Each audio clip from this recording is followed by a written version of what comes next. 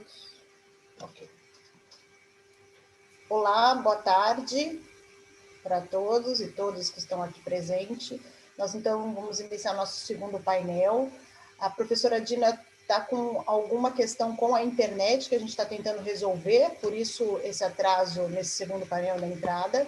Mas a gente vai iniciar com a professora Alessandra e com a mediadora, a Júlia, para que não haja mais atrasos e assim que a gente conseguir resolver isso com a professora Dina, ela entra na nossa reunião, tá bom? Muito obrigada, Júlia, com vocês. Bom, boa tarde a todas e todos. Vamos dar início ao nosso painel Feminismo Negro, uma agenda inadiável, no 5º encontro do Dia Internacional da Mulher, promovido pelo NELB, que é o Núcleo de Estudos Luso-Brasileiro da Faculdade de Direito da Universidade de Lisboa, em especial pela SEACAD, que é a Secretaria Especial de Administração de Conflitos e Apoio à Diversidade do NELB. Agradeço a eles pela organização, que sabemos que não é algo fácil na nossa faculdade trazer esse debate e, digo ainda, travar esse tipo de mobilização, colocar o corpo nessa luta, a gente sabe que não é algo fácil, então parabenizo a organização e agradeço ao convite, bem como pela sensibilidade na minha acolhida enquanto estudante recém-chegada aqui na Faculdade de Lisboa. Agradeço também à professora doutora Alessandra Benedito pela presença, bem como a todos os presentes que dão sentido a esse evento e ao esforço do NELB. Eu me chamo Júlia Castro John, estou estudante no mestrado científico em Direito Constitucional por essa faculdade, e hoje vou estar mediando essa conversa com a professora doutora Alessandra Benedito, que já está por aqui, e com a professora doutora Dina Alves, que esperamos que logo chegue. Então, cada uma delas terá 30 minutos para sua exposição. Enquanto isso, os senhores podem fazer pergunta pelo bate-papo e peço, por favor, que façam, sintam-se à vontade, e ao final as professoras vão responder essas perguntas. Então, com imensa honra, passo a apresentação da professora doutora Alessandra Benedito e vou deixar a apresentação da professora doutora Dina Alves para quando ela se encontre presente no nosso evento. A professora doutora Alessandra Benedito é mestre e doutora em Direito Político e Econômico, especialista em Direito Processual Civil pela Universidade Presbiteriana Mackenzie. É professora da Escola de Direito da Fundação Getúlio Vargas, mesmo local em que é pesquisadora do Núcleo de Justiça Racial e Democracia, bem como coordenadora do Núcleo Equidade Racial. Ela é professora convidada da Escola de Administração da Fundação Getúlio Vargas e do curso de pós-graduação em Direito Constitucional da Unicamp. Professora dos cursos de graduação e pós-graduação do curso de Direito da Universidade Presbiteriana Mackenzie e, por fim, consultora em estratégias de inclusão e gestão de diversidade e gênero racial nas organizações. Desde já agradeço novamente a presença e passo, então, a palavra para a professora doutora Alessandra Benedito para que faça sua exposição de 30 minutos. Olá, boa tarde a todos e todas e todes. Eu gostaria de agradecer a oportunidade de participar do 5º Encontro do Dia Internacional da Mulher, junto ao Núcleo de Estudos Luso-Brasileiro de Direito da Universidade de Lisboa, com o coração cheio de alegria e muito honrada que eu participo desse momento. Agradeço a Júlia pela mediação, que bom que nos encontramos e que vamos poder estar juntas aqui para esse debate. Agradeço a Leandra Freitas e ao André Brito pelo convite e parabenizo toda a organização do evento. Obrigada por proporcionar a nós essa possibilidade de diálogo, essa possibilidade de pensar e das múltiplas reflexões que esse dia nos traz e que, dado ao momento em que vivemos, as reflexões que a gente já vinha fazendo ao longo dos anos, elas ganham uma intensidade, ou seja, uma proporcionalidade mais do que acentuada. Eu vou pedir licença para vocês, só para que eu possa fazer a minha autodescrição, caso tenha alguém que seja cego ou tenha baixa visão. Eu sou uma mulher negra de estratura mediana, 1,57 m, tenho cabelos crespos, cortados na altura dos ombros. Eu estou usando um óculos, que é um óculos preto, com hastes pretas, no formato meio assim puxadinho, como se fosse de gatinho. E estou usando uma blusa de frio ferrugem, com uma blusinha preta por baixo. Atrás de mim tem uma parede branca sem absolutamente nada. Então, para que vocês possam saber como eu sou, e para além do nosso diálogo aqui, ok? Então, com prazer que a gente vai tratar da questão do feminismo e do que é urgente, então, só para a gente entender qual foi o recorte que eu fiz. Eu venho pesquisando já há alguns anos a questão do mercado de trabalho e os impactos, na verdade, do trabalho, e não só necessariamente do trabalho formal, mas olhando para o trabalho também enquanto qualquer tipo de trabalho que possa gerar renda, né? Trabalho e renda, é isso que eu venho olhando a partir de uma perspectiva que é uma perspectiva de gênero e raça. Então, é para isso que eu venho olhando. Então, o meu recorte para olhar para o feminismo negro foi a partir da perspectiva que é a perspectiva de trabalho. Dentro dessa perspectiva, eu acho que eu vou começar por aquilo que de mais atual nós temos, né? A título de dados estatísticos. Nós estamos numa cadência, inclusive aqui no Brasil, inclusive de desinformação. Os nossos dados estatísticos, de uma forma geral, em relação a gênero e inclusive em relação ao mercado de trabalho, eles não estão tão atualizados quanto nós gostaríamos. E aí, pensando em censo, o censo é decenal e até por conta da própria pandemia, a gente acabou não tendo a possibilidade de realizar o censo no ano passado, o que nos daria uma visão ampla do que está acontecendo com o povo brasileiro, mas, de qualquer forma, e possivelmente no caminhar que estamos, talvez a gente também não consiga ter o censo feito nesse ano, que é o ano de 2021. Mas, afinal de contas, do que você está falando? O Diese publicou, nessa semana, um relatório falando sobre a desigualdade de gênero. E o tópico desse documento, ou seja, o que nos chama a atenção nesse documento, o título dessa matéria é: Mulheres são fortemente afetadas pela deteriorização do mercado de trabalho em 2020. E se essa mensagem fosse uma mensagem apenas para o 2020, nós colocaríamos a culpa disso tudo no ano de 2020, no período pandêmico, que nos trouxe, é óbvio, o agravamento de uma série de coisas, quando o assunto é geração de trabalho e renda, entre outros aspectos múltiplos da vida de mulheres, e em especial de mulheres negras. Mas infelizmente, isso que nos chama a atenção no relatório, se trocássemos o ano, talvez perceberíamos que ele se repete de forma contundente. A diferença é que agora a gente está falando de tudo o que a gente já falava, agravado pelo período que é o período de pandemia. E quando a gente... Acho que, como a gente começou pelos dados que são os dados atuais, eu acho que vale a pena a gente olhar para esses dados estatísticos a partir da seguinte perspectiva.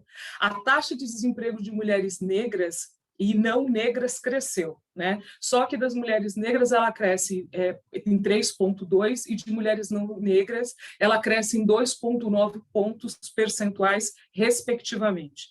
Sendo que as mulheres negras elas conseguem atingir alarmantemente a taxa de 19,8% de mulheres em condição de desemprego.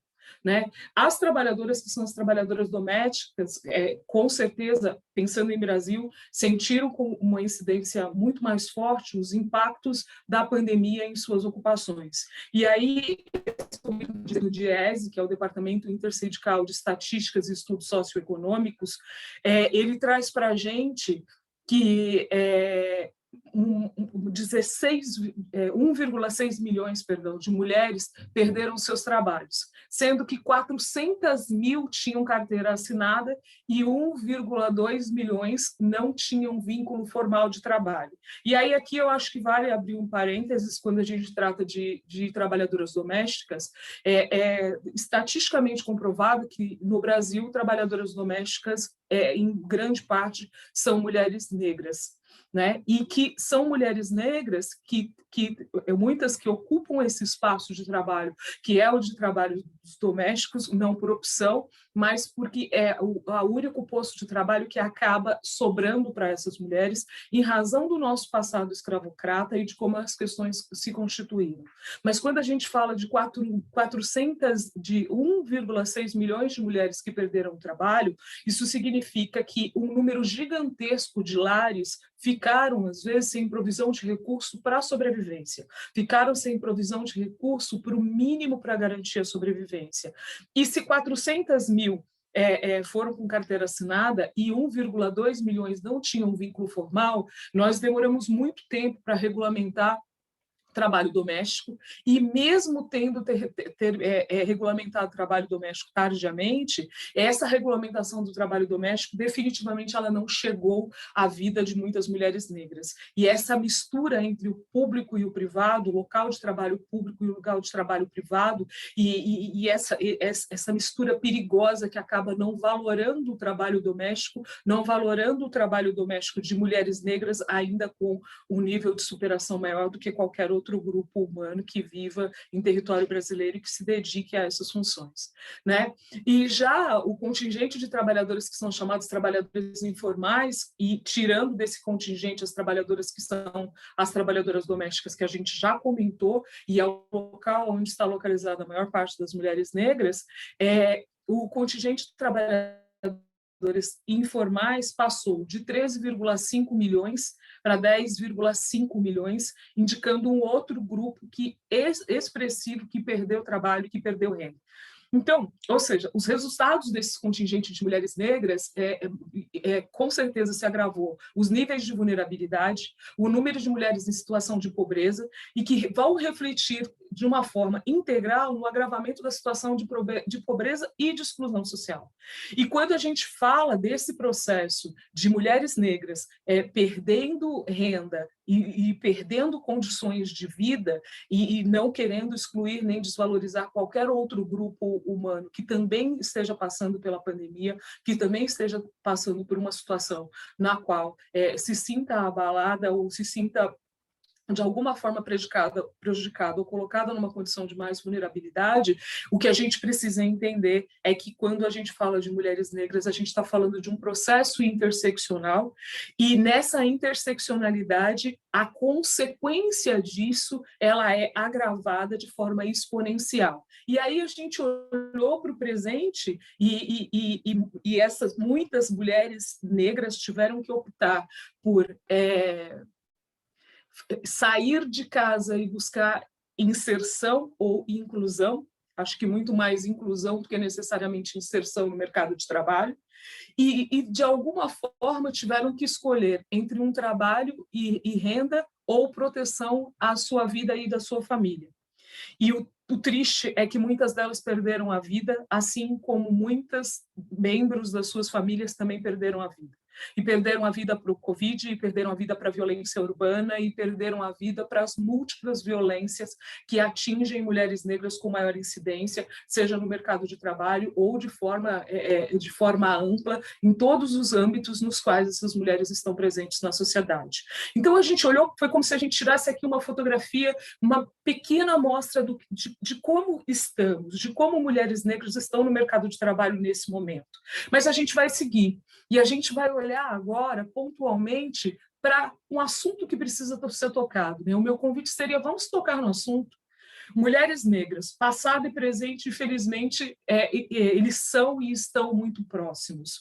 Então, quando a gente pensa, por exemplo, no que o movimento negro ele fez, e de como o movimento negro vem atuando efetivamente para poder, de alguma forma, gerar transformação, a gente precisa pensar que mulheres negras, a partir da perspectiva do feminismo negro, elas conquistaram uma série de espaços, e se hoje eu posso estar aqui com vocês falando sobre esse assunto, discutindo a questão do feminismo negro, do mercado de trabalho, de como é que todas essas perspectivas se colocam como desafios, muito é fruto da luta das mulheres que me precederam e das mulheres que hoje são minhas contemporâneas e que estão em lutas permanentes por dias melhores, né? E para conseguir sustentar a si própria e poder conseguir sustentar os núcleos familiares dos quais essas mulheres fazem parte. Então, quando a gente fala,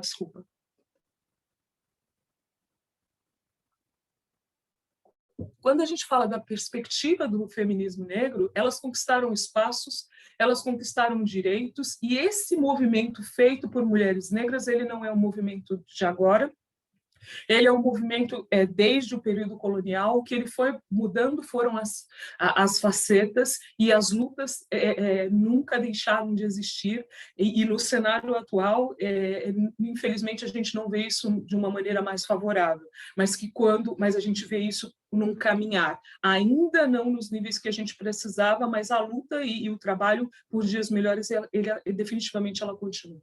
Então, quando a gente fala de desafios e quando a gente fala desse processo interseccional que o feminismo negro vem trabalhando desde o período colonial e lutando contra uma série de fatores, a gente está falando de desafios que são provocados pelo racismo, e a gente está falando de racismo enquanto racismo individual, a gente está falando do racismo institucional, que se reproduz e que é muito mais contundente sobre a vida de mulheres negras, assim como de toda a população negra também o é, mas quando se trata mulher, por conta da conexão entre raça e gênero, o impacto é maior. A gente está falando de machismo, a gente está falando de sexismo e a gente está falando de desigualdades sociais.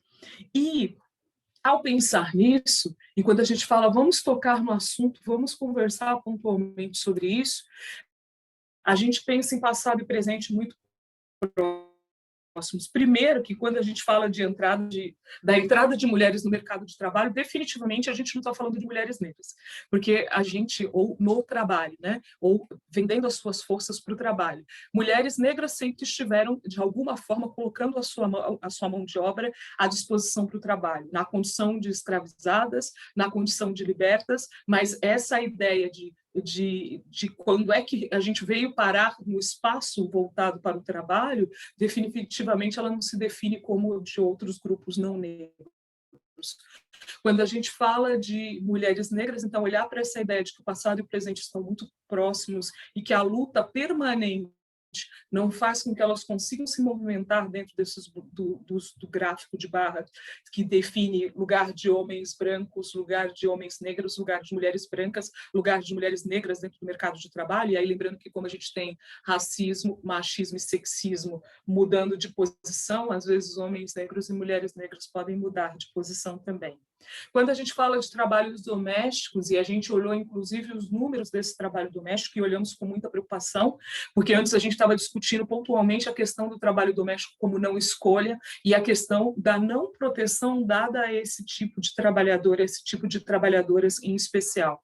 Hoje a gente ainda tem que discutir, para além disso, os impactos dessas mulheres terem perdido a única fonte de renda, ou de estarem voltando para o mercado de trabalho, de estarem voltando para as casas de família em condições de mais vulnerabilidade, não só vulnerabilidade sanitária, mas também de vulnerabilidade social, porque com argumentos construídos de que fomos todos impactados pela pandemia, sim, fomos todos impactados pela pandemia, e estamos suportando os efeitos disso, mas eu garanto para você que os efeitos são distintos, né?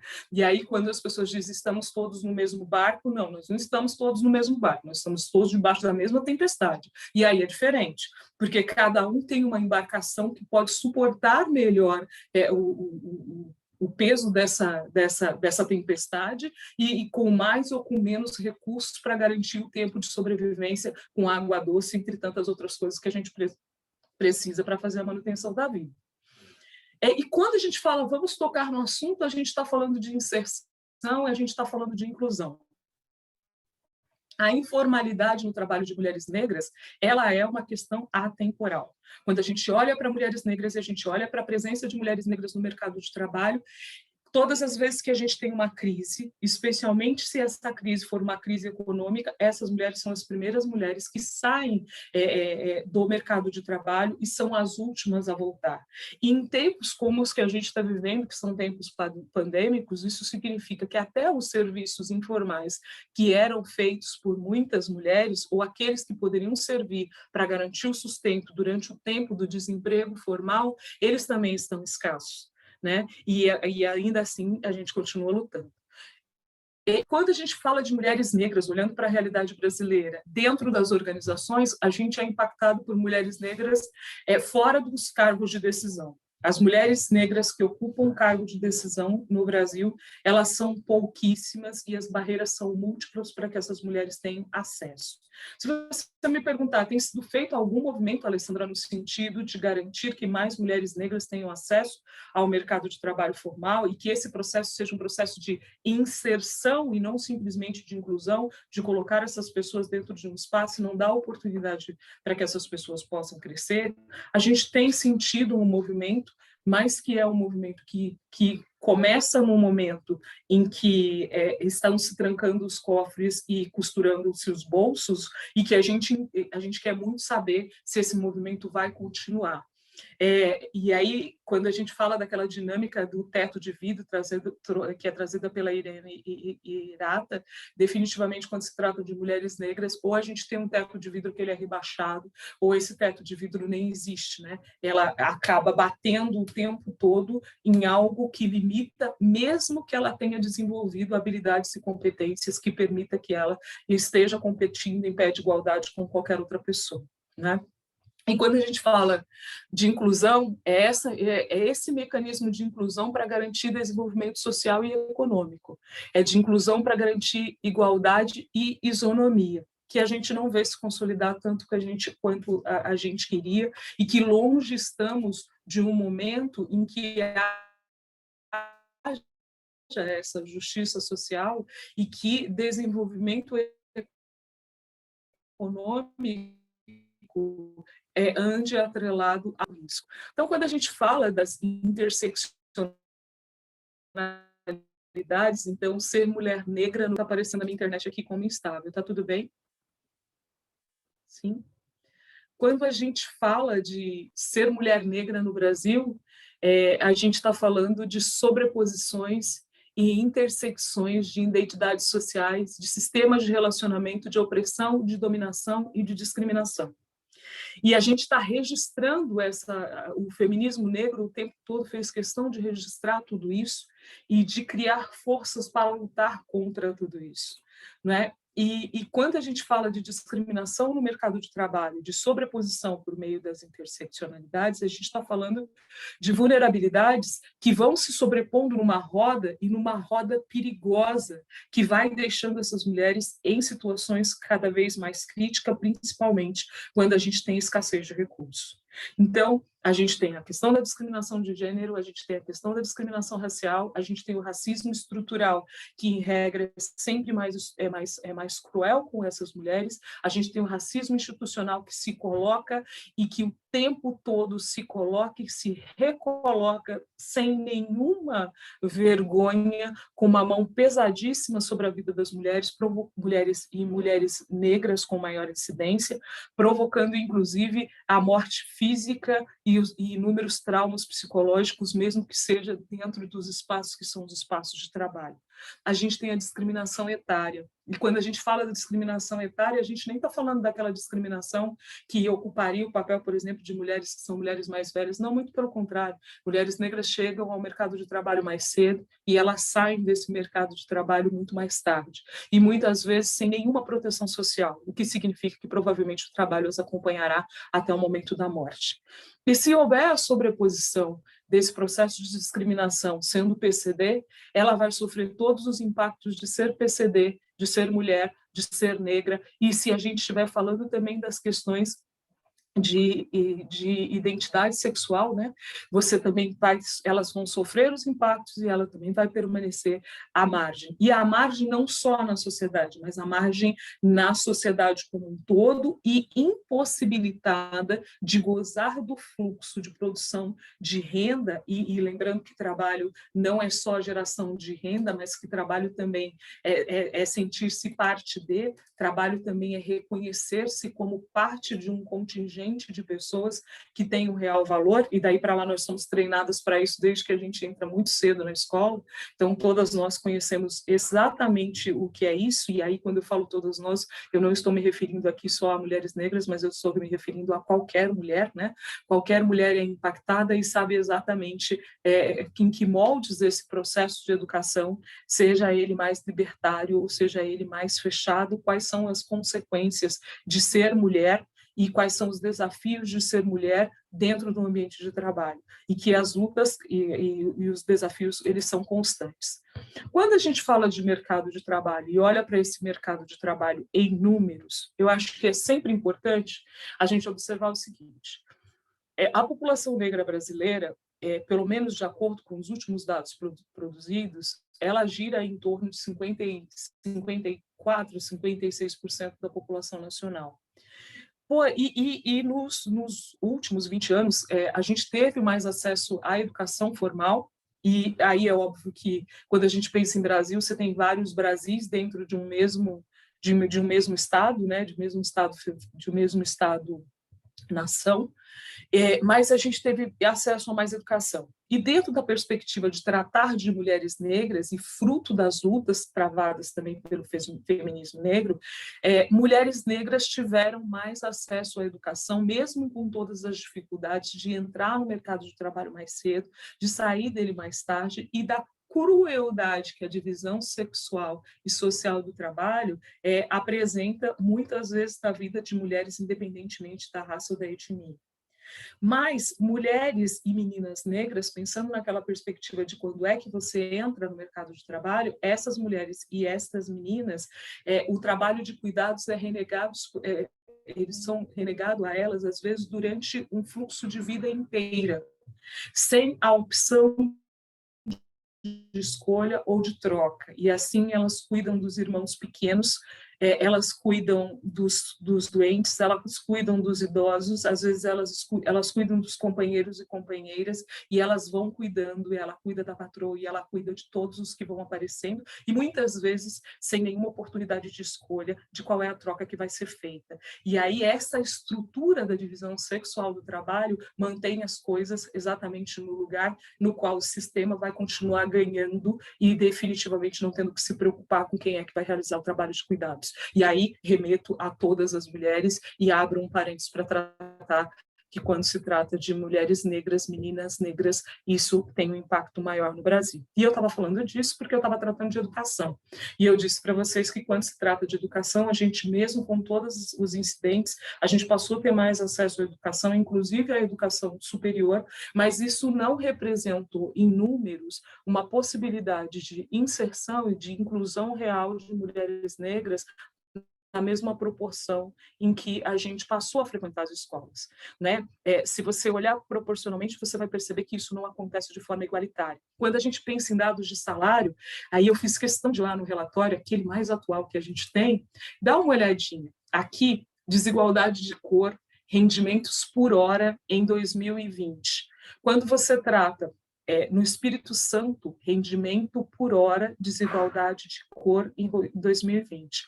Quando você trata do Espírito Santo, um estado brasileiro, quando você fala de mulheres negras, elas são remuneradas em R$ 11,20, enquanto mulheres não negras são remuneradas em R$ 15,68. Quando você trata de Minas Gerais, mulheres negras são remuneradas em R$ 9,93 e mulheres não negras são remuneradas em horas por R$ 14,33. Quando você fala do Rio de Janeiro, olha isso, mulheres negras são remuneradas em R$ 12,58, mulheres não negras são remuneradas em R$ 25,39. A gente está falando do dobro. a gente está falando do dobro do saldo remuneratório, e aqui a gente está pensando em pessoas que pertencem a categorias semelhantes. E quando a gente fala de São Paulo, a capital que mais gera riquezas dentro do Estado brasileiro, a gente tem mulheres negras ganhando 11,74 centavos e a gente tem mulheres não negras ganhando 21,28 centavos por hora trabalhada. Então, os dados de salário são desoladores. E os dados de salário não significa que você esteja falando de mulheres negras ou de mulheres e homens negros que você não consiga perceber nessas pessoas habilidades e competências e educação para poder estar entrando no mercado e concorrendo de forma igualitária. Não é disso que a gente está falando. A gente está falando de um racismo institucional, a gente está falando de um racismo estrutural, a gente está falando de um processo que é um processo excludente. Em relação às famílias monoparentais, quando a gente trata da questão pandêmica, eu acho que a gente já tinha dados que diziam que a maior parte dos lares monoparentais, ou seja, sustentados por um único membro, eles são sustentados por mulheres negras. Durante a pandemia, essa mulher que tinha como responsabilidade, que tem como responsabilidade cuidar do seu núcleo familiar, provendo recursos para que esse núcleo familiar se mantenha, muitas delas perderam o emprego, ou perderam a vida, ou perderam a capacidade produtiva. Isso significa que você tem um sem número de pessoas que estão, de alguma forma, desacolhidas por esse processo todo de exclusão. E quando a gente fala de previdência social, por exemplo, a previdência social não necessariamente chega às mãos, previdência social, seguridade social, saúde pública, sempre vai chegar às mãos de mulheres negras de uma forma que impacte a vida delas e que não permita que elas tenham acesso a isso de forma igualitária. Então, os desafios, eles são múltiplos, as posições de comando e de liderança, inclusive de decisões políticas partidárias, a gente tem um número muito baixo de mulheres negras que estão nesses postos, as mulheres negras acabam não ocupando, não tendo acesso, a autoestima, de uma forma geral, ela, muitas vezes ela é minada, e mesmo assim, eu acho que eu vou ler um pedacinho de um texto da Luísa Barros, que ela diz que, falecida em 2016, ela nasce em 53 e morre em 2016, ainda somos partes das estatísticas do segmento que tem mais desvantagens na sociedade brasileira. Isso nos dá bem a noção do nível de dificuldades que nós, mulheres negras, temos que enfrentar. Ao mesmo tempo em que o efeito do racismo se manifesta mais fortemente na nossa qualidade de vida, somos o setor da sociedade negra mais bem aparelhado para vencer o racismo. Então, pensando em dias melhores, e não só nesse processo, que é um processo de dor e que a gente precisa tratar desse assunto, que a gente precisa cuidar de meninas, que a gente precisa cuidar de mulheres, que a gente precisa preservar a vida e a saúde física e mental dessas mulheres e cuidar, e essencialmente, da divisão social e sexual do trabalho, e olhar para empoderamento a partir de uma perspectiva que não seja uniforme, porque quando a gente fala de empoderamento para mulheres que têm acesso à educação formal e oportunidades de trabalho, de vida e de renda, a gente está falando de uma coisa. Quando a gente fala de empoderamento para mulheres, que a única coisa que pontualmente importa é que eu tenha recursos de nutrição no final do dia, a gente tem outros repertórios para poder tratar, e talvez as políticas de ações afirmativas ou políticas públicas implementadas não necessariamente socorram a essas mulheres. E o que a gente vai fazer com isso? Então, por dias melhores, que a gente tenha a possibilidade de despertar para a história, para o social, para o político e para o econômico, que a gente pare de se desculpar apenas dizendo que é do cultural. Que homens sejam mais conscientes, que mulheres sejam mais conscientes, que meninas sejam mais cuidadas e empoderadas de dentro para fora e não de fora para dentro. E para abrir e não para fechar, que mulheres negras, através da perspectiva e das múltiplas perspectivas de luta e de transformação do movimento negro, tenham a possibilidade de continuar conquistando espaços, mas que as lutas sejam diferentes das lutas que nós travamos no passado e que a gente tenha outros motivos para continuar trabalhando e para continuar ocupando os espaços que são espaços de poder, que são espaços de vida digna, de racionalidade, de mudança e de transformação. Meu despertador acabou de avisar. Eu agradeço a vocês pela disponibilidade de me ouvir e devolvo a palavra. Nossa, senhora professora, muito obrigada. Abro mão da formalidade para dizer que a senhora deu um verdadeiro show. Agradeço, agradeço muito. E eu sei que no Brasil essa discussão é a mais avançada, né? Mas eu acho que é muito importante pontuar que isso que a senhora está fazendo aqui é algo muito histórico na nossa faculdade. A gente não trava discussões como essa. Então, é algo que nos emociona muito, sabe? E eu tô aqui recebendo várias mensagens das meninas dizendo que estão chorando, que estão arrepiadas, que estão muito emocionadas e muito tocadas pela tua fala. Então, eu agradeço muito por isso e por conduzir esse momento com tanto afeto também, porque para além de todas as informações que a senhora nos passou e por todo conhecimento formal, a senhora também fez isso de uma forma que nos abraçou, de uma forma muito bonita. Então, agradeço por isso e por englobar tantos conhecimentos com tanta profundidade. E nossa, a sua fala me fez pensar em várias coisas, né? Eu acho que é muito importante quando a senhora fala da atemporalidade que as mulheres negras estão submetidas quando a gente fala em violação de direitos, né? Porque muitas vezes, até sobre a perspectiva do trabalho doméstico que a senhora trouxe, a gente vê que a gente está sofrendo e com certeza devemos sofrer e lutando por crises de direitos que as mulheres negras nem conquistaram, né? Quando a gente fala em reforma previdenciária e vai pensar na mulher negra que está lá no trabalho doméstico informal, quando que essa mulher teve algum direito previdenciário e vários outros direitos que nós vemos em crise no Brasil, mas que as mulheres negras nunca acessaram. Eu acredito que a professora Dina Alves não vai conseguir juntar a nós, então vi também que as perguntas foram todas muito longas. Pergunto se alguém quer fazer a pergunta por vídeo, porque eu acho que a gente vai ter um tempinho um pouco mais alargado. Se alguém quiser perguntar por vídeo, por favor, levante a mão. Bom, se não, se preferem manter por bate-papo, eu posso ler as perguntas. Posso te interromper um pouco, Júlia? Claro. Se quiser ir direto para as perguntas, a gente pode ir. Se quiser que a gente, de alguma forma, se você precisar que eu continue a tratar de algum assunto, também fique à vontade. A gente pode falar de empoderamento, tá bom? Tá bem, professora. Fique à vontade. É claro, a senhora tem um tempo maior se quiser, mas também não é necessário. A gente pode seguir, ver o que vem das perguntas. E se a senhora quiser fazer alguma consideração final, também estará com bastante tempo para isso. Então, vou vamos às começar perguntas. com a pergunta da colega Rafaela Venturim.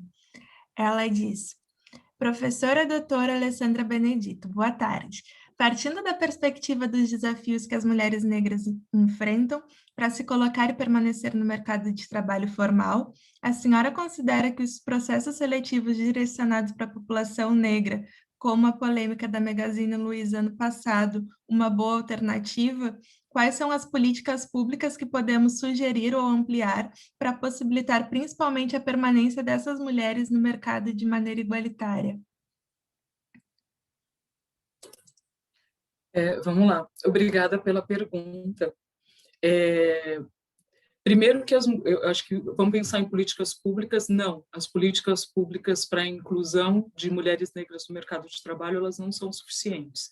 E mesmo no momento em que a gente tinha um rol maior de políticas públicas em andamento, eu me lembro que olhando para as pesquisas e olhando para os dados produzidos, às vezes a gente tinha uma falta de conexão entre a interseccionalidade de raça e gênero a partir da perspectiva que era a perspectiva de mercado de trabalho. A gente não tinha isso de sobremaneira sendo tratado. Que eu acho que hoje o que a gente vive com mais intensidade são as políticas de ações afirmativas, né? Então, dentro do rol de políticas públicas, as políticas de ações afirmativas, que são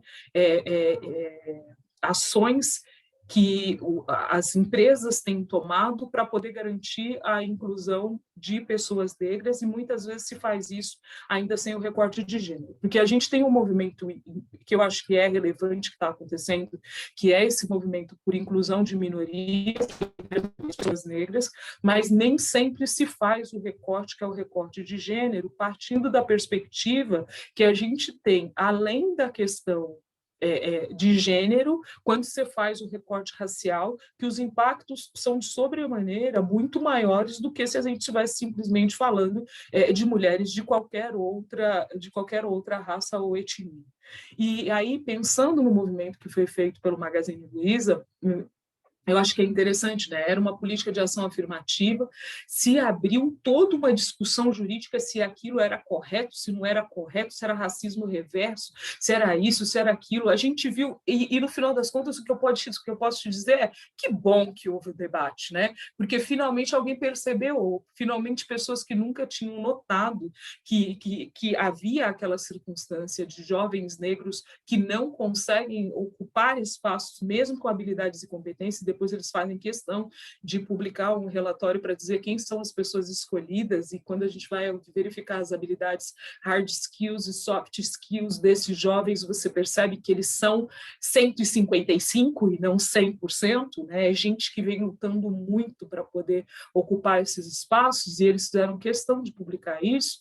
Eu acho que a única coisa que a gente ganhou com aquele momento foi a possibilidade da discussão, e da discussão o incômodo de empresas que nunca tinham pensado nisso, que nunca tinham feito nenhum movimento, nem reflexivo. Eu nem estou falando de conjunto de ações para gerar o processo de inclusivo direto, mas eu estou falando de começar a pensar, de tocar no assunto, de fazer o teste do pescoço, sabe? Aquela viradinha de lado para poder ver, epa, quem é que senta aqui comigo nessa sala?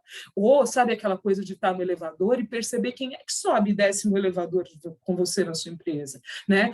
Quais são as pessoas, quais são as mulheres negras, quais são os homens negros que você está acostumado a ver no seu dia a dia? Quais são as posições ocupadas que lhe causam espanto ou aquelas que se naturalizam? Ah, se for por uma casa Dona Margarida do Café, está tudo certo.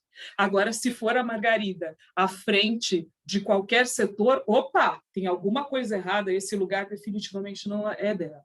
Então, o que a gente discute, eu acho que a possibilidade que a gente está vivendo agora é de discutir privilégio, de repensar quais são os privilégios, por que esses privilégios se fundamentam pontualmente do jeito que estão se fundamentando, por que o racismo, e aí o racismo estrutural, pensando nas questões que são econômicas, que são sociais, que são políticas, e que são bem pouco culturais, que é sempre a desculpa, né? Mas é cultural, ok, cultura é importante, mas definitivamente tem tantas outras coisas envolvidas, e especialmente a questão econômica. E aí, quando eu falo do econômico, eu estou falando para pessoas que têm consciência disso, do quanto essa manutenção de privilégios, ela também está envolta pela manutenção de privilégios econômicos, e do quão pouco se discute isso, né? Porque quando a gente fala de trabalho e renda, quando a gente fala de ocupação de postos de trabalho e renda, a gente está falando de lidar com as questões que estão ligadas à economia, de lidar com os privilégios. E só para fechar, desculpa, estou falando demais, quando a gente fala do caso do Magazine Luiza, eu acho que é importante a gente saber que se alguém de repente ainda tem dúvida, aquela política pública não tem nenhum tipo de irregularidade nela, o ato foi um ato correto, tem previsão legal para que se faça a diferenciação, e aí a gente está falando de discriminação positiva, e quando a gente está falando de discriminação positiva, a gente só faz a aplicação enquanto houver a diferença. Quando a gente não precisar mais falar de diferença, nós vamos aplicar os recursos em outros espaços que não sejam esse. Então, não tem nada de errado. Racismo reverso. eu li um texto na época, para além da questão teórica, né, eu li um texto falando de racismo reverso, e a pessoa, é óbvio que ao escrever ela estava profundamente irritada, mas levando em conta o sentimento que ela tinha naquele momento, que deu maior expressividade ao texto, ela disse: eu vou rebobinar a história. Se eu rebobinar a história e a gente começar do mesmo ponto e você sofrer as mesmas coisas que todos os meus antepassados sofreram, e aquelas que eu tenho enfrentado no dia de hoje, mesmo sendo pós-doutora, ok, está tudo certo, houve racismo reverso. Sara, professora, muito obrigada. É isso, né? No caso Magazine Luiza, eu acho que a gente vê muito a história de que todo menino, toda menina negra brasileira precisa ter um comportamento heróico para merecer alguma oportunidade que deveria ser dado a todas, né? Como um direito. Vou passar a próxima pergunta, que é da colega Amanda Barros. Ela diz assim: boa tarde. Gostaria de perguntar para a professora Alessandra Benedito a posição dela a respeito das tributações impostas às mulheres negras, que já são sobrecarregadas com os mais pesados trabalhos. A doutora acredita que a tributação também é uma forma de opressão? Obrigada. Vou colocar um trecho de um livro que gosto muito para ilustrar a pergunta. Não vou ler todo o trecho, mas é sobre trabalho não remunerado em racismo estrutural, do professor Silvio Almeida.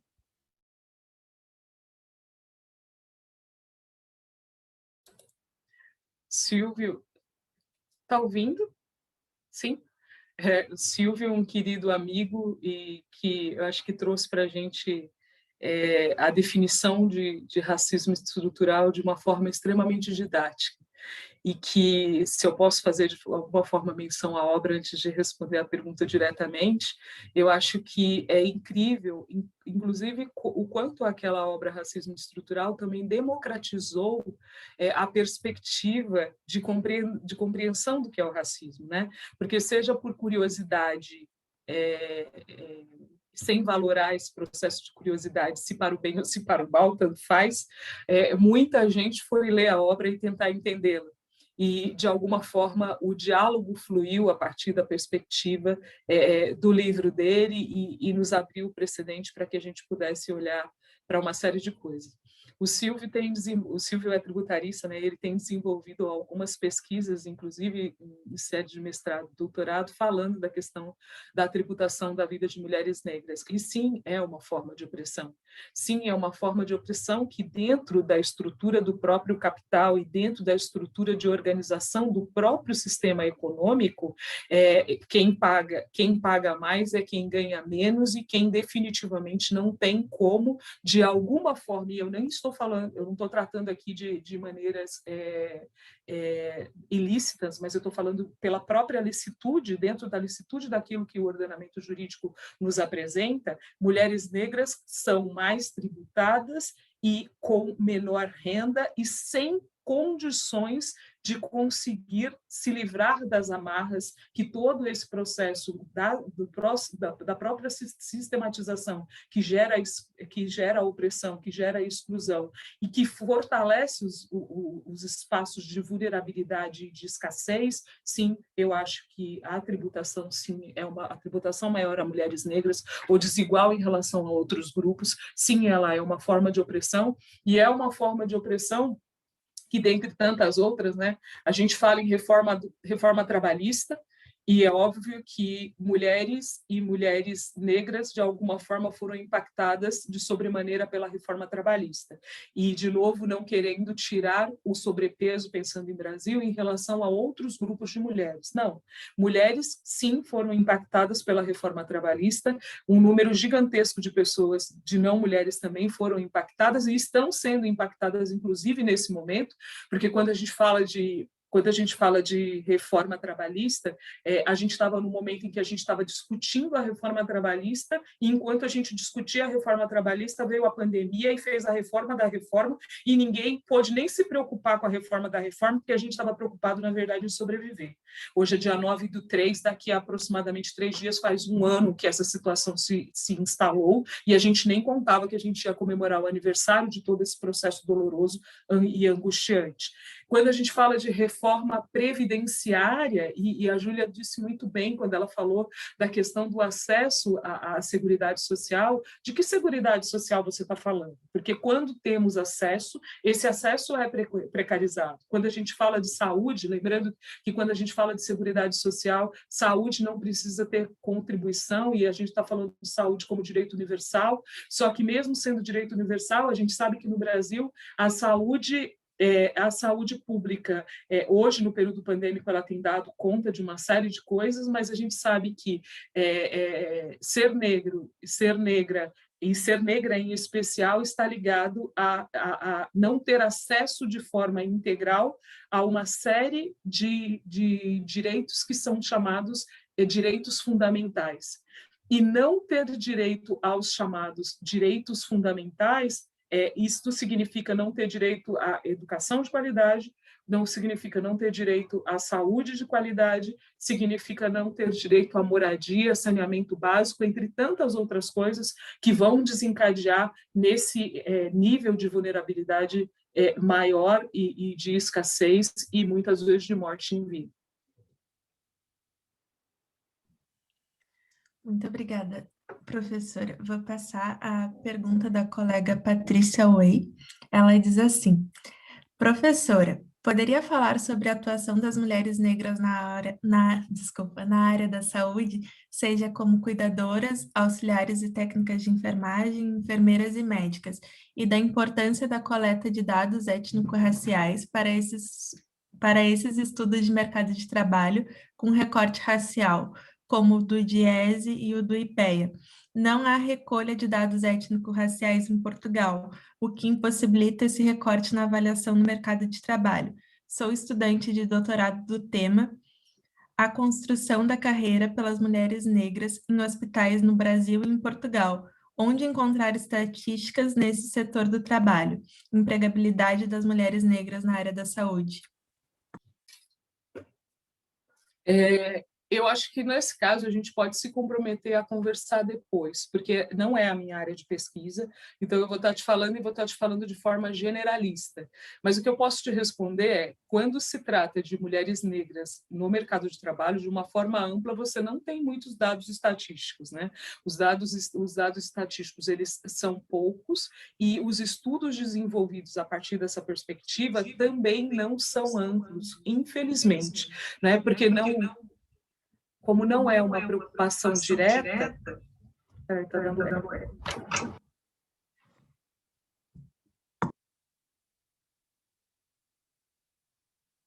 Não conseguimos te escutar, professora.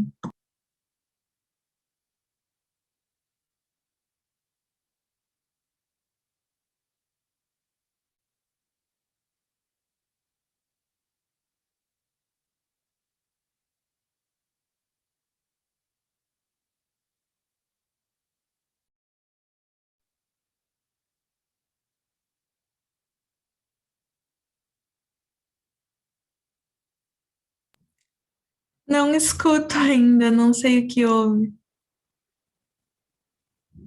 Não. Tudo bem, pode sair e entrar de novo.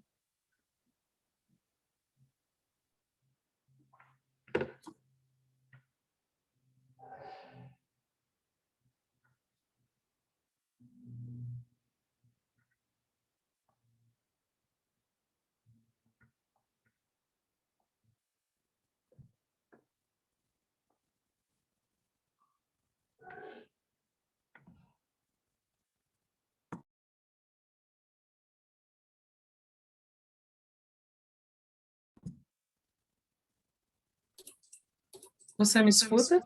Sim, perfeitamente. Então tá. Desculpe-me por ter que sair, mas voltemos aqui. Então, quando a gente fala de dados relacionados a profissionais da saúde e cuidados, eu acho que eu vou responder de forma generalista e me comprometo a conversar com pessoas que têm pesquisado o tema, até para a gente não dar informações incorretas. De uma forma geral, a gente tem poucas poucos dados que sejam dados mais aprofundados em relação ao trabalho de mulheres negras, né? A gente tem poucos dados, mas eu acho que se tem um momento interessante que tem acontecido é que a gente tem tido cada vez mais pessoas querendo pesquisar a questão da correlação entre negritude e mercado de trabalho, mas a gente ainda tem poucas pessoas olhando para a questão que é a questão de gênero, mas a gente tem uma ampliação disso. Quando a gente fala de trabalho de cuidados, e mesmo que seja no ambiente hospitalar, no ambiente de cuidados, seja enfermagem, sejam médicos, médicas negras, a gente tem poucas mulheres nessa posição. No setor de enfermagem, de auxiliares de enfermagem, a gente tem muitas mulheres negras que ocupam esses postos, e inclusive é uma das portas de acesso para esse processo de inclusão. Só que, pensando no período que é o período pandêmico, a gente também tem visto elas na linha de frente, correndo mais risco e levando mais riscos para os seus grupos familiares. Então, eu acho que, de uma forma geral, essa ausência de informação que você traz de Portugal, ela também é uma ausência de informação que a gente vive no Brasil. É a ausência de preocupação com esse grupo, é a ausência de preocupação com um grupo cuja representatividade incomoda apenas o próprio grupo e não incomoda os outros, porque de alguma forma a vida deles está tudo bem, está tudo certo. Mas de qualquer forma eu me comprometo a conversar e fazer esse processo de troca com outras pessoas que estejam pesquisando essa área, e aí eu te passo, tá bom? Professora, é muito gentil, obrigada. Eu vou passar a pergunta para a colega Luziana Lima. Ela diz assim: boa tarde. Pergunta para a professora Alessandra. Quanto pesquisadora de gênero e raça, em relação à pesquisa em dados institucionais com foco em raça e gênero, houve um declínio nesse sentido nos últimos anos? Sim.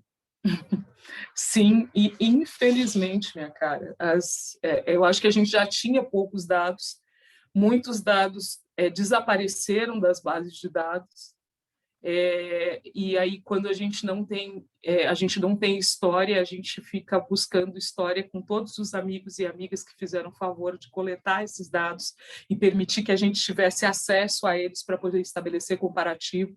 Se eu não sei de onde eu vim, fica difícil eu saber para onde eu vou, ainda que nós estejamos marcados, né? A gente tem as marcas na pele, mas de qualquer forma, sim, a gente teve uma diminuição da produção de dados estatísticos, e eu acho que a gente teve a extinção também da Secretaria da Mulher e a junção de uma série de secretarias que tinham uma função precípua de fazer a análise desses dados estatísticos e pensar na dinâmica, ou pensar na agenda de políticas públicas a partir da perspectiva de gênero e raça, e também de trabalho. E aí eu acho que já se fazia isso, às vezes, de forma modular, mas pelo menos a gente tinha informação de vários lugares que, de alguma forma, a gente criava esse processo de conexão e tinha uma possibilidade de pensar e verificar isso de uma forma mais clara a partir da produção de dados estatísticos. E hoje eu acho que isso está cada vez mais difícil.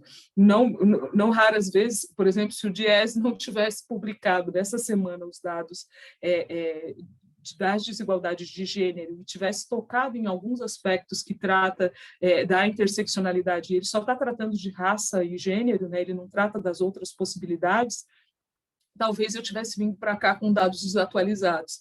Talvez eu tivesse trazido para você dados do Instituto Ethos, falando das 500 maiores empresas e de como é que está o processo de inclusão. Eu teria olhado para os dados do próprio IPEA e dados que, inclusive, os dados que são para discussão, não necessariamente eles estão conseguindo dar conta de publicar, porque o IPEA faz um trabalho maravilhoso, né, e um trabalho inspirador que nos ajuda, na verdade, a repensar uma série de questões políticas, socio e econômicas, mas a gente tem visto uma dificuldade gigantesca também para que essas publicações, eu acho que chegue à mão da população. Então, eu acho que sim, que a gente foi impactado nos últimos anos por uma diminuição de dados, por uma diminuição também de alocação de recursos, né?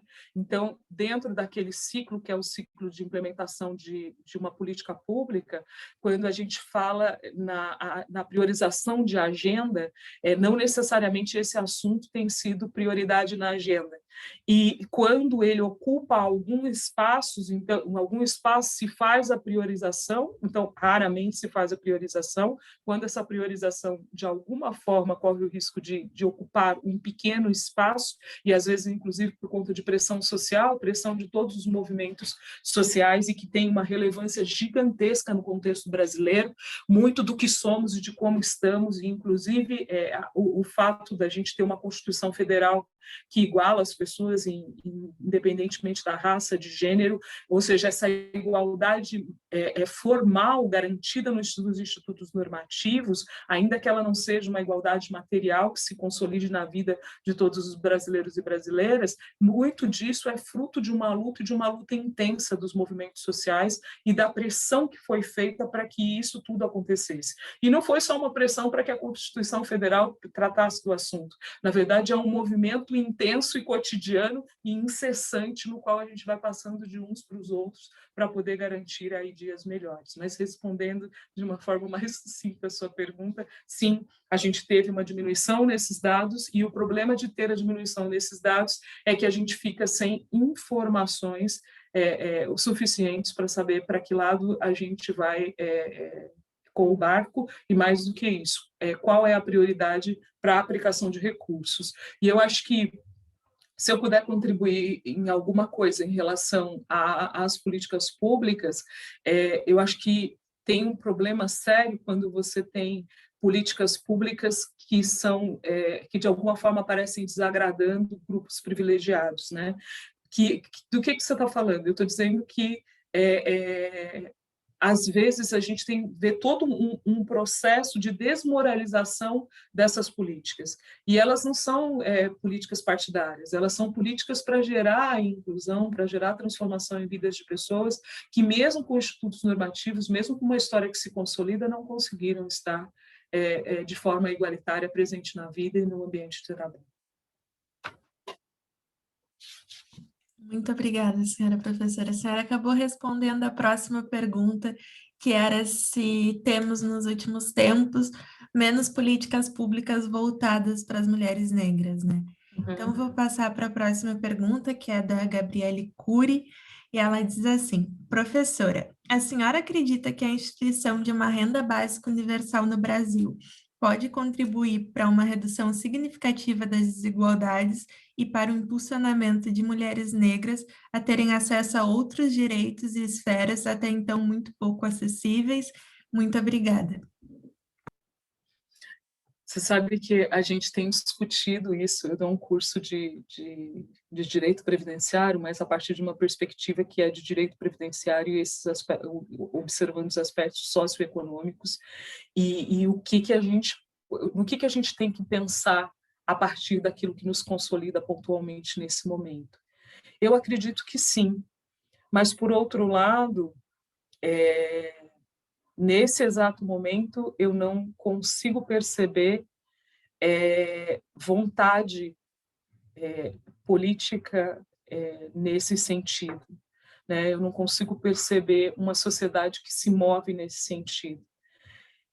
Talvez a gente consiga travar esse debate muito mais adiante, não necessariamente nesse momento que a gente está vivendo, mas sim, eu acredito que, se a gente tivesse a possibilidade de instituir esse tipo de política, seria um dos elementos para alicerçar esse processo de transformação pelo qual a gente tem trabalhado todos os dias e que a gente tem visto tantas dificuldades no processo para que essa igualdade material se consolide, né? Às vezes a gente vê como se ela estivesse escapando por entre os nossos dedos, mas como a gente tem a estranha mania de ter fé na vida, a gente recoloca e fala: vou seguir.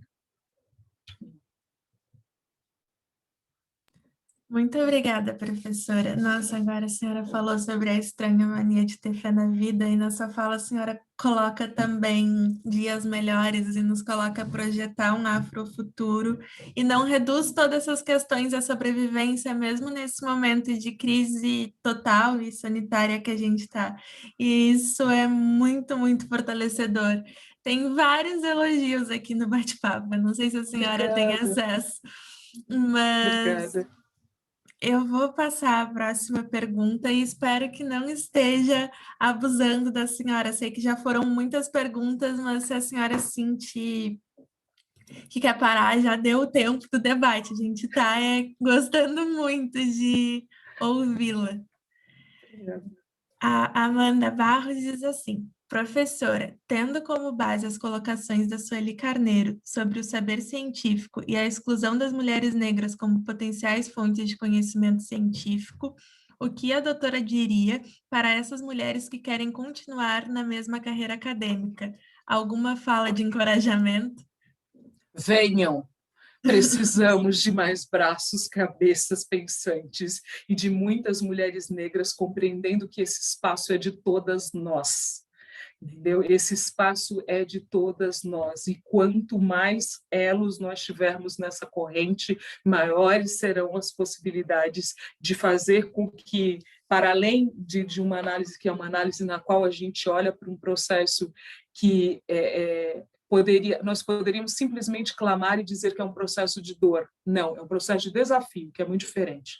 E dentro do processo dos desafios, a gente tem processos que às vezes são dolorosos, a gente tem lutas que são lutas constantes, e cada vez mais meninas precisam acreditar que esse espaço é nosso, que nós podemos compartilhar. E eu acho que mais do que só acreditar que esse espaço é nosso, na verdade, ir nos fortalecendo. E aqui, esse fortalecimento, eu diria que não é só para as meninas negras, mas é um fortalecimento para o ser mulher, né? Para esse ser mulher, e que o tempo todo é como se a gente estivesse sobrando dentro da caixinha.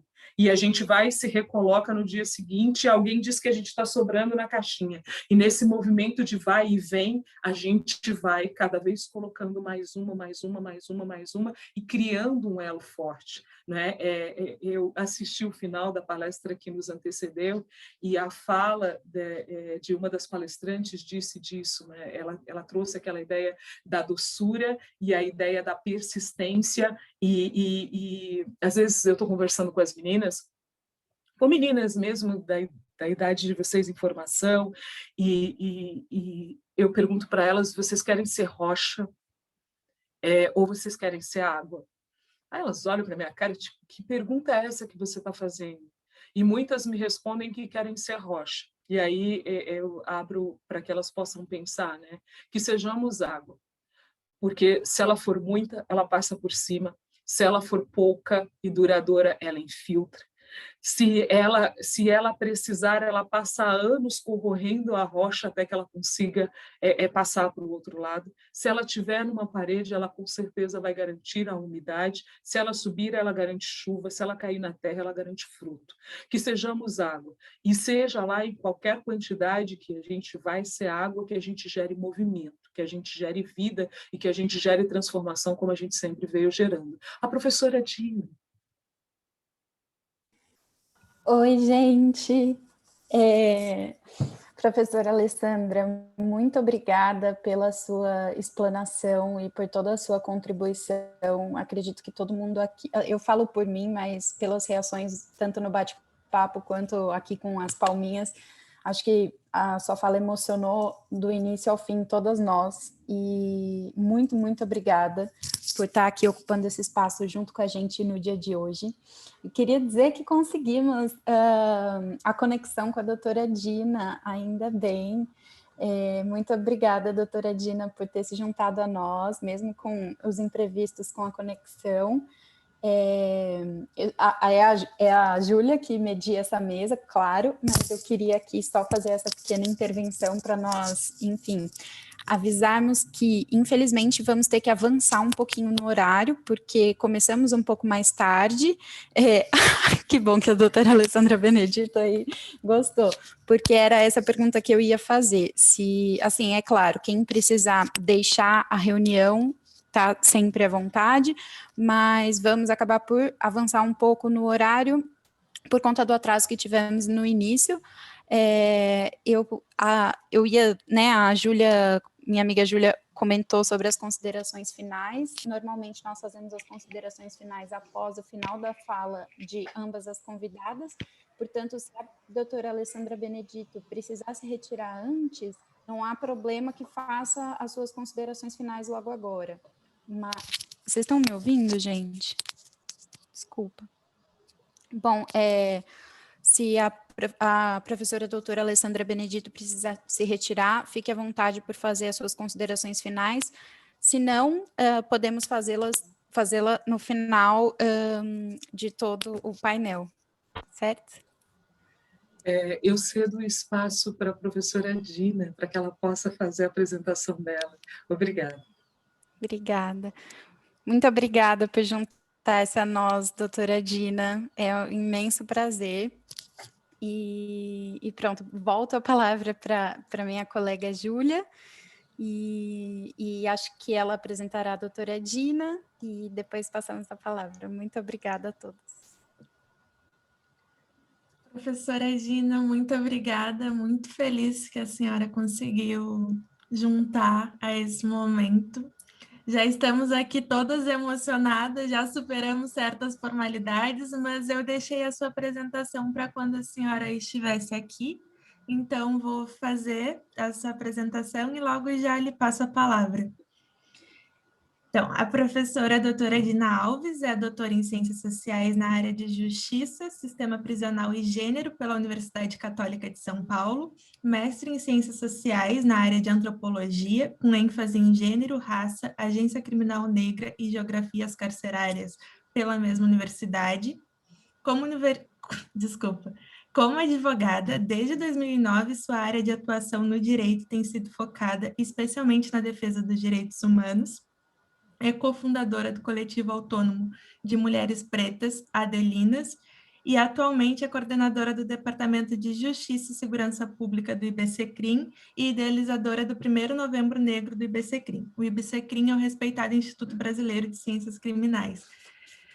Então, passo já a palavra para a professora doutora Dina Alves para que faça sua exposição de 30 minutos e relembre que as perguntas podem ser feitas pelo bate-papo durante a sua exposição. Oi, gente, boa tarde. Boa tarde, Júlia. Boa tarde, Alice. Boa tarde, professora Alessandra. Boa tarde a todas e todos que estão presentes. Peço desculpa pelos imprevistos.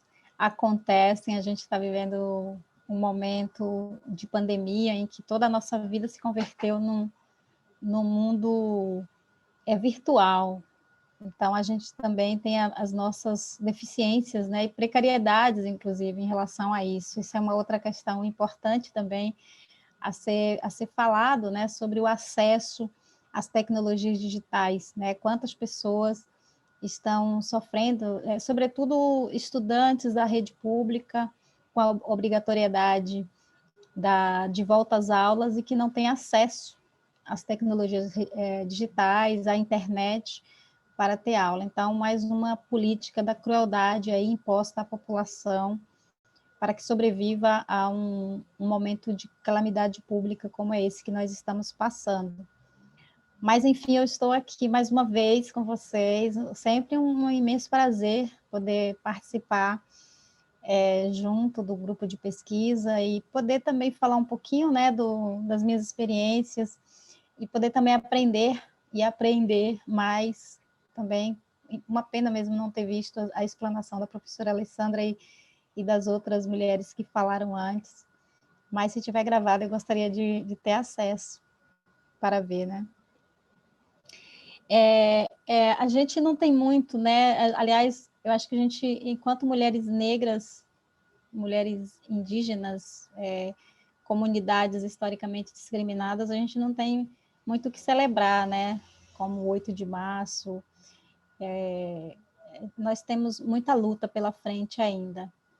O momento político que nós vivemos não nos permite fazer celebração, mas fazer questionamento, pensar o quanto de fôlego ainda temos, né, que ter para aguentar o que vem de futuro, pensar na construção dessa agenda, né, e como construir uma agenda sobre o feminismo negro que seja uma agenda de fato revolucionária, rebelde, e que de fato dialogue mesmo com as bases, com a população negra, com as mulheres negras, nas suas várias expressões de ser mulher negra.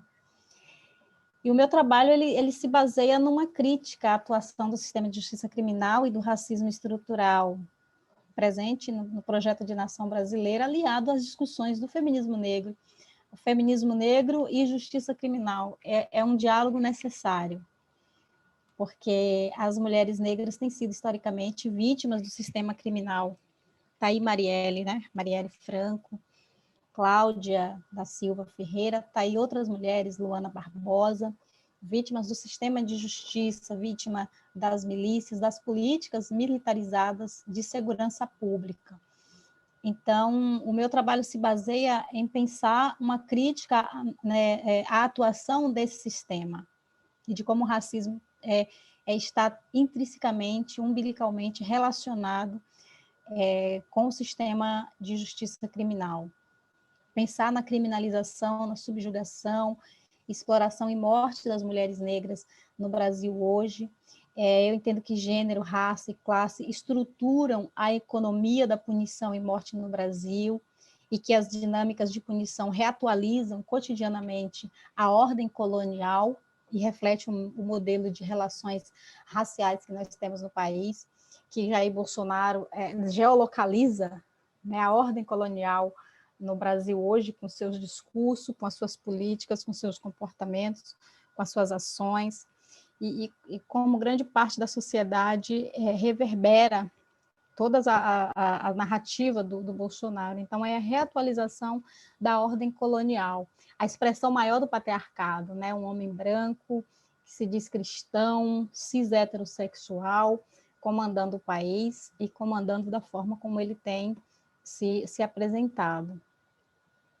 De todo modo, eu tenho atuado nesse lugar, né, de onde eu também faço a crítica, porque eu acredito que no interior do sistema de justiça há também possibilidade de alguma forma instabilizar o direito, de operá-lo de algum nível em favor dos povos oprimidos, subalternizados.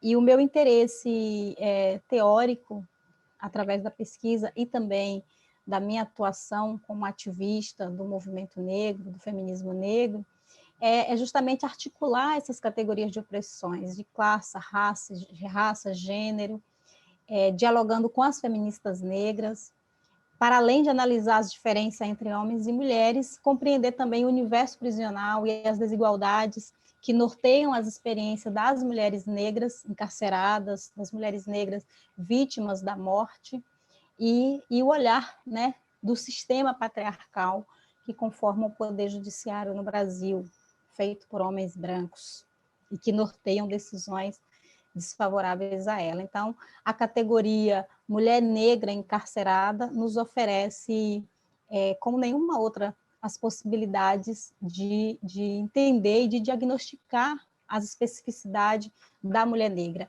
E nos permite também desenvolver uma metodologia no feminismo negro de análise para compreender melhor as interfaces do genocídio antinegro e desenvolver alternativas de resistência, né, de como pensar na construção dessa agenda inadiável do feminismo negro. Como que o feminismo negro no Brasil pode dialogar de fato com a justiça criminal? Como pensar uma agenda feminista negra sem pensar no fim das polícias, sem pensar nas alternativas do abolicionismo penal, né? No fim das prisões, no fim da militarização das nossas vidas, na militarização das políticas de segurança pública. Então, a análise interseccional, ela pode sim contribuir com acesso a novas estratégias de luta legal, e é isso que eu tenho tentado fazer, como, por exemplo, como advogada no caso do assassinato de Luana Barbosa, dos Reis Santos, numa quebrada de Ribeirão Preto, que foi assassinada por 3 policiais. E eu tenho atuado como assistente do Ministério Público nesse processo. Entendendo que é uma estratégia da luta legal, com incidência política contra a violência racial, no contexto de profundas injustiças como a que nós estamos vivendo agora, né? Obviamente que essa necropolítica ela não é nova com Bolsonaro, mas é muito mais cruel. É muito mais cruel porque a gente tem aí o lugar paradigmático das mulheres negras na sociedade brasileira com a pandemia. As mulheres das periferias, das comunidades ribeirinhas, o lugar das mulheres indígenas, o lugar das mulheres das comunidades, das favelas, e a linha da pobreza tomando um novo contorno no Brasil hoje, né? Algo que já tínhamos, de certa forma, superado num governo mais progressista, como foi o governo do PT. Então, o assustador incremento da violência contra as mulheres negras, seus modos de vida, o terror do Estado assolado por conflitos, né, nas narrativas sobre tráfico de drogas, as experiências, a expulsão das mulheres dos seus territórios, nós estamos falando aí das mulheres quilombolas, das mulheres indígenas, os assassinatos dos seus filhos e filhas por forças estatais, e nessa chamada guerra às drogas, que na verdade não é uma guerra às drogas, é guerra às pessoas, porque quem morre são as pessoas. Isso tudo demonstra uma afinidade, né, sinistra de opressão, mas, ao mesmo tempo, um chamamento para nós, né, para todas nós, na construção dessa agenda. É um chamado a uma resistência, a construção da resistência subterrânea, que vem de dentro para fora, que vem da periferia para o centro, que desça o morro de fato. E que reivindica a reinvenção da luta, o fortalecimento das lutas que já existem. E aí eu sei que eu tenho pouco tempo, eu gostaria que a Júlia me avisasse do tempo, quanto tempo eu tenho ainda. Assim, a senhora tem 30 minutos de fala, em tese. Se a senhora conseguir fazer uma fala menor, temos tempo para perguntas, senão pretendemos encerrar o evento no máximo às 6 horas, mas sinta-se à vontade. Não... Tá, eu vou tentar fazer mais rápido para a gente poder também ter um diálogo, que isso é bacana, né? E daí Tá bem, mas sinta-se à vontade de falar um pouco mais, não há problema. Sim. Então, o Brasil, diante de tudo isso, o Brasil é um produtor, né, e não só o Brasil, mas a gente pensar nas nações latino-americanas, as nações que tiveram o Instituto da Escravidão e a inauguração aí de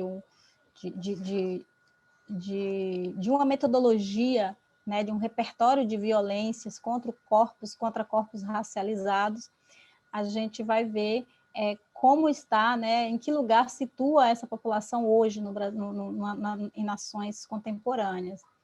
O lugar da negação, né, de todas as formas, né, de sobrevivência, a negação a políticas da saúde, da habitação, do mercado de trabalho, do direito à terra, aos bens culturais, e quando a gente fala do sistema de justiça criminal, a gente fala de um lugar de mais alta vulnerabilidade, né? De representatividade das injustiças.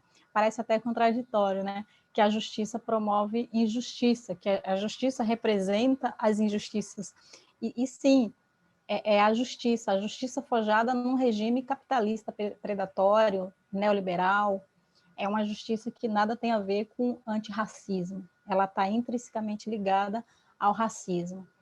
Então, e aí a gente percebe, por exemplo, como a pandemia, ela aprofunda muito mais esse repertório de violências contra as mulheres negras, né, num perfil muito específico que revela a escalada do genocídio antinegro no país. São mulheres negras das periferias, mulheres pobres, mulheres mães, as mulheres trans, lésbicas, em que estão nesse lugar de mais alta vulnerabilidade, que não tem acesso a saneamento básico, água potável. A gente está lutando agora, né, pelo auxílio emergencial para todas, a vacina, para todo, né? A vacina tem que ser para todas as pessoas. E a gente está lutando por questões de sobrevivência, né? Lutando por alimentos. Lutando por alimento, num contexto de quase 2.000 mortes em 24 horas. O Brasil bateu recorde recentemente em 1.910 mortes em 24 horas. Isso contabilizados oficialmente, o que deixa o Brasil no ranking de países com mais registros de mortes e na projeção para ser o epicentro da pandemia no mundo. E a gente está falando de mortes pela pandemia, diretas, né? E tem as mortes indiretas.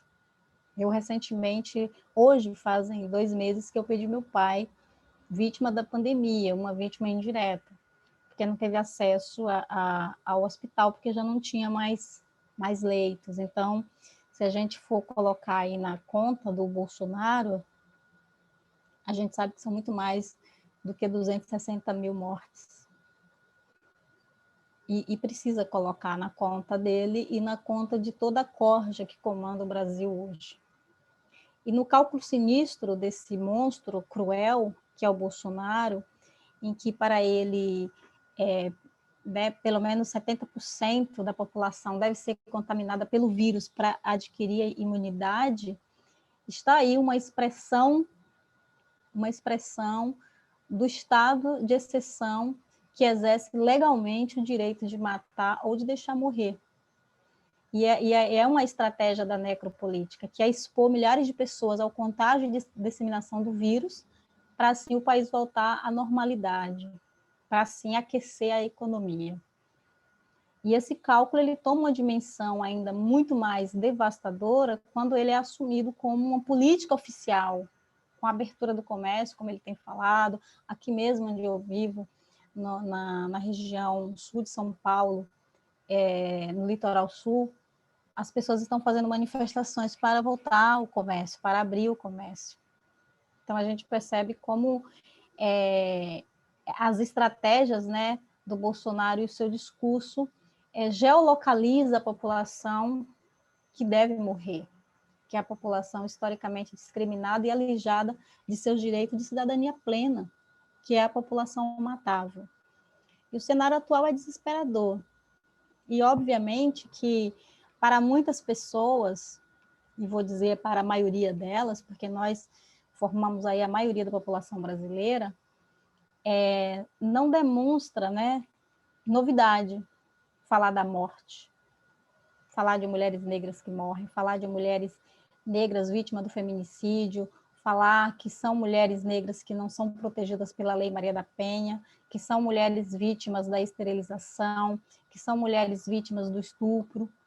Então, falar de morte de Covid não representa novidade nenhuma, porque é uma população já quase invisível da sociedade, que desde sempre resiste a uma rotina de exclusão e de violência estrutural, ao mesmo tempo em que somos também hipervisíveis como alvo do Estado.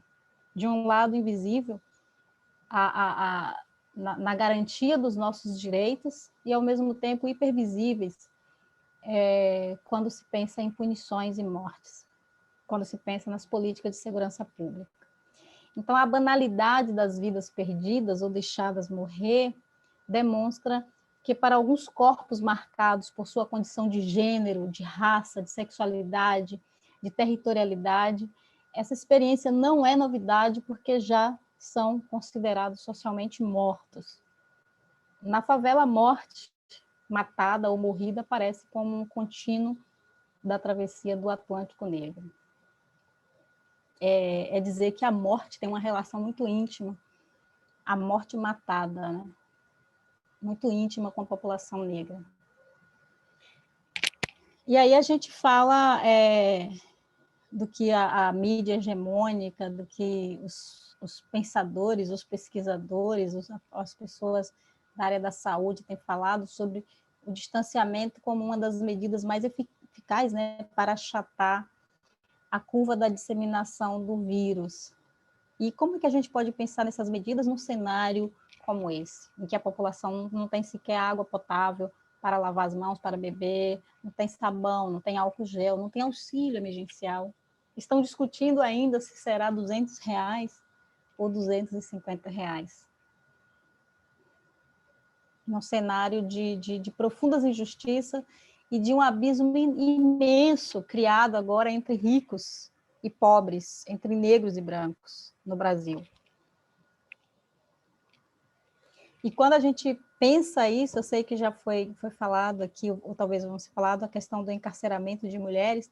Quando a gente pensa nessas medidas, por exemplo, para o sistema prisional, é impossível, é humanamente impossível pensar no distanciamento social num sistema prisional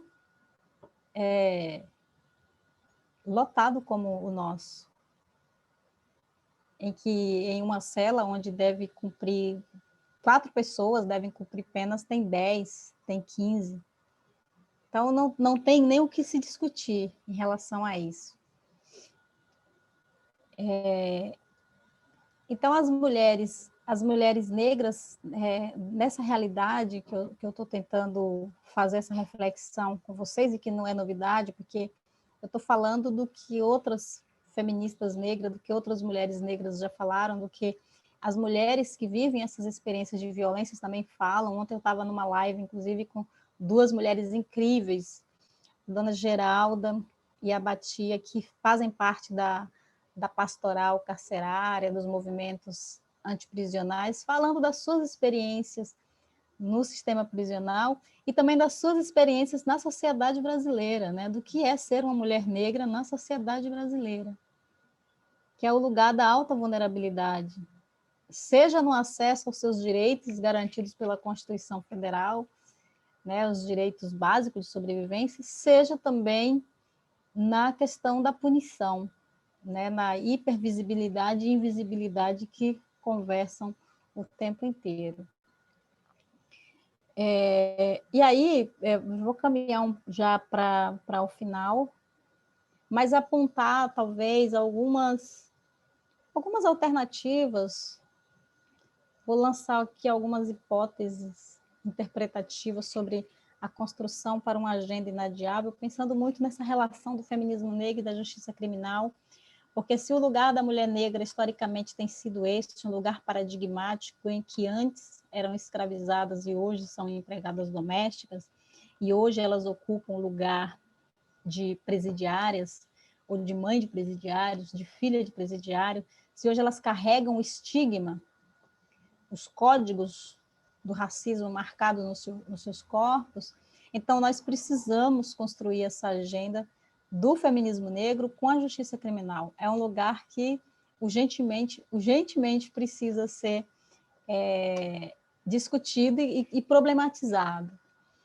Então, eu acredito que superar a arrogância da definição do ser mulher negra a partir de uma visão hegemônica, que de modo algum desafia os discursos hegemônicos da mídia, da academia majoritariamente branca,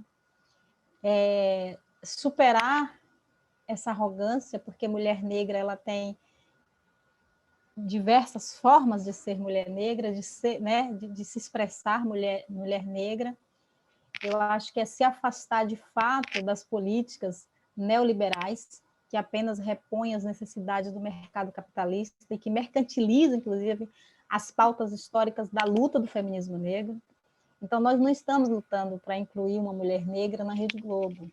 Não estamos lutando, e são lutas históricas, para incluir mulher negra no Banco Itaú, enfim, no sistema capitalista. Nós estamos lutando para derrubar o sistema capitalista. A nossa luta é denunciar o quanto que o sistema capitalista racial nos mata todos os dias. Acho que uma outra questão é justamente o que já fazem várias mulheres negras com suas pesquisas, com seus trabalhos, a referenciar aqui a Sueli Carneiro como uma grande referência, e tantas outras mulheres que vieram antes também, e dizer como que as opressões simultâneas de raça, classe, gênero requer uma estratégias metodológicas alternativa para localizar e interpretar as facetas do genocídio antinegro feminino no Brasil. E como que a gente pode articular todas essas categorias de opressões, dialogando também com a luta pelo fim das prisões e pelo fim das polícias, né, do sistema policial e do sistema prisional. Para além de compreender as diferenças entre homens e mulheres, essa análise ela articula essas categorias e ela precisa considerar a economia da morte na sua pauta. Porque, como diz Angela Davis, a gente não temos que pensar que a nossa luta é para além da reivindicação por direitos civis, ou seja, para além de pensar em incluir negras no mercado de trabalho, nós estamos reivindicando o direito à liberdade ainda, à vida. Estão aí o movimento, né, que cada vez mais cresce, infelizmente, de mães que têm os seus filhos e suas filhas assassinados pelo Estado terrorista. Então, nós estamos reivindicando a vida. E isso é muito importante. Então, a luta contra a opressão racial, ela deve considerar também a existência de uma corpografia que é a tecnologia de produção de corpos prisionáveis, matáveis e puníveis. Sem isso, eu acho muito difícil a construção de uma agenda do feminismo negro que não passe por essa discussão. Porque essa discussão ela é extremamente importante, principalmente num contexto em que nós vivemos atualmente com um presidente declaradamente apoiador, né, favorável às milícias, aos grupos de extermínio, às mortes das mulheres negras, e que a gente sabe o quanto que existe uma relação da família Bolsonaro e das milícias com o assassinato de Marielle Franco.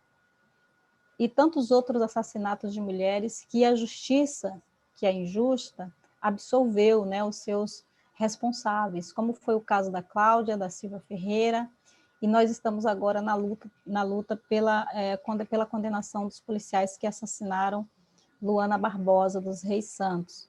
Mas tivemos recentemente, há 2 ou 3 semanas, a absolvição de 2 policiais que assassinaram jovens negros em Osasco. Né? Teve uma chacina em Osasco e 2 policiais foram absolvidos no júri.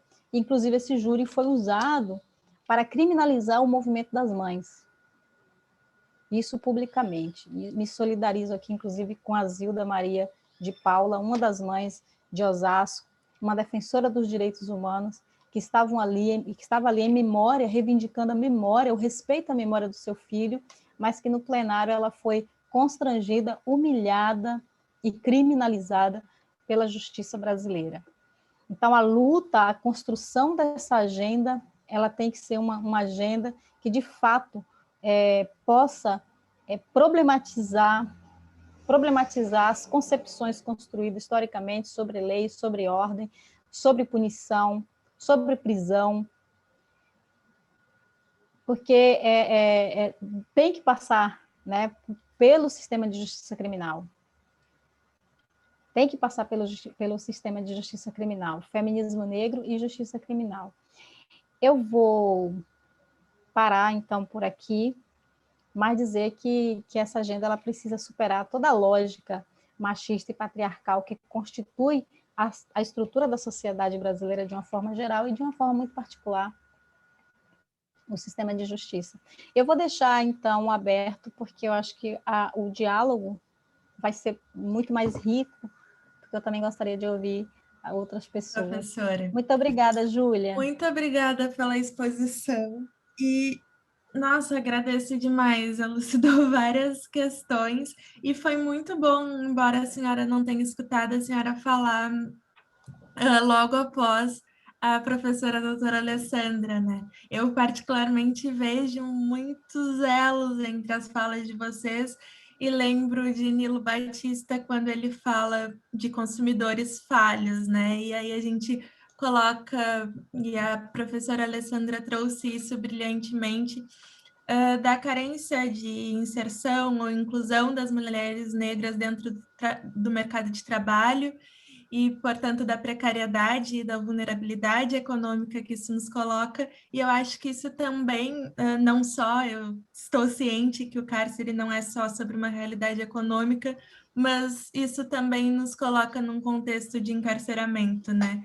E nesse momento de pandemia, também quando eu penso em mulheres negras no mercado de trabalho, penso em impacto narcísico da branquitude e vejo que esse pacto ele se alarga não só para a manutenção de privilégios econômicos, como no momento em que foi constituído se pensou, mas também na autoproteção da branquitude, na manutenção de políticas de cuidado e de políticas de vida, né? E aí a gente se coloca em um momento em que a morte do outro parece quase como uma garantia da própria vida da branquitude. E acho que é muito importante que a gente esteja aqui hoje debatendo isso sob esses aspectos que parecem, talvez, em um primeiro olhar diferentes, mas que se aproximam diariamente no cotidiano da vida das mulheres negras.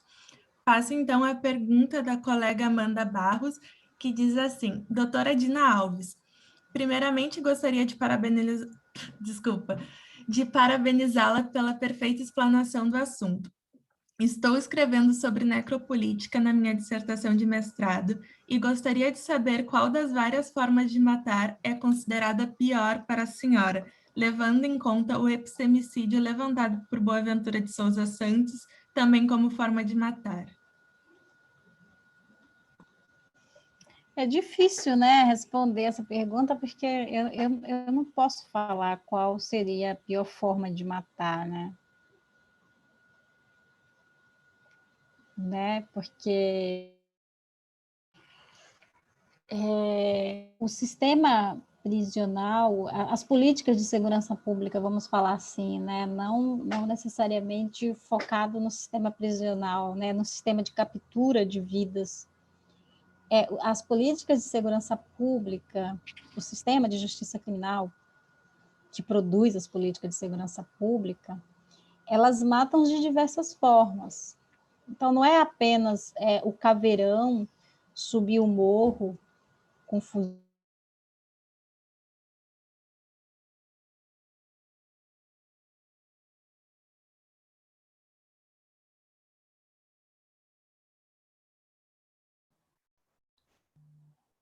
Acho que travou.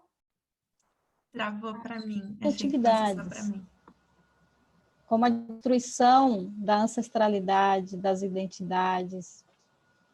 Quando a minha trajetória ela tem sido construída junto aos movimentos de familiares vítimas da violência do Estado, né? Sobretudo os movimentos de mães.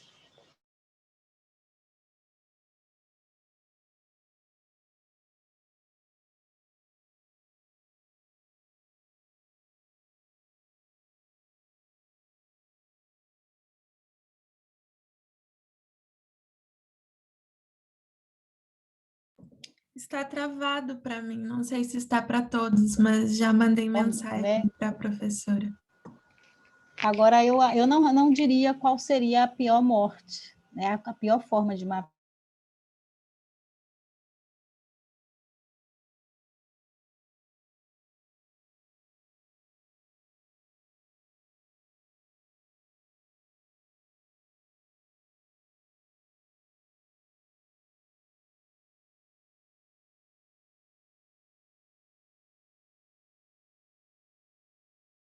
Gente, eu peço desculpas. Eu acredito que esteja travado para todos. Eu acho que houve um problema de conexão. Nós não conseguimos ver nem ouvir, infelizmente, a doutora Dina. Não sei se ela consegue nos ouvir. Bom. Ai, caiu. Ela caiu. Eu acho que deu para entender que a resposta dela é que não teria como hierarquizar essas formas de morrer, né? E pensar também que o cárcere, ele gera várias mortes, né? Não só a morte física do genocídio do povo preto, mas também morte social, morte cultural, pelo epistemicídio e várias outras questões que já foram levantadas. Eu não sei se a Alicia gostaria de dizer mais alguma coisa, mas eu acho que a gente pode passar as considerações finais da professora Alessandra, e se a professora Dina voltar, a gente dá também a oportunidade dela fazer suas considerações finais. Com certeza. Pode passar a palavra, Júlia. A palavra é sua, professora Alessandra.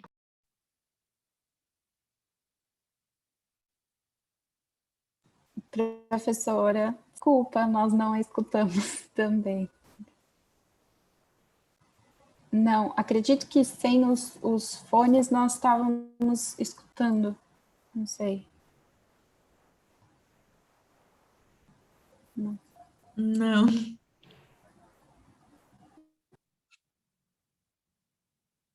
Acho que ela saiu e vai entrar de novo. Espero que o ano que vem estejamos todos juntos presencialmente.